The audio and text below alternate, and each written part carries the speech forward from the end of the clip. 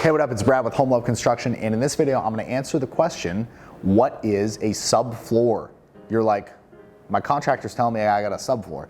You mean there's a floor under my floor? Yes, there is. So let me get into the explanation of this.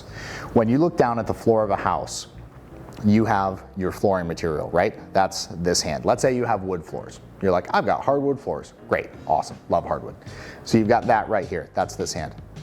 What you might not realize is that if your house is off the ground, it's not on a concrete slab, right? If you're on a concrete slab, you don't have a wood floor, or excuse me, if you're on a concrete slab, you don't have a subfloor, you just have a slab.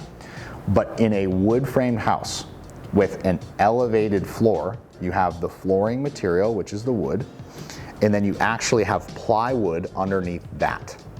So follow me here. You have the hardwood flooring, plywood underneath that.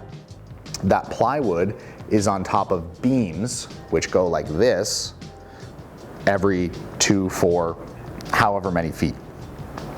The plywood is what covers all that and actually is the barrier between, you know, your floor just being open and having a covered subfloor. So that is what a subfloor is. It's actually the plywood that's underneath your flooring material. So when somebody talks about subfloor, realize that that's what they're referring to. We just had a bathroom renovation project on Reddington Shores where the client was a little confused. He was like, wait, you're telling me the subfloor needs replaced. We already knew that the floor needed replaced. And I was like, no, hold on. We knew the floor needed to be replaced in the cement board, but the subfloor, once we took it out, we realized, oh, there's actually water damage to the subfloor because unbeknownst to us, the toilet has been leaking.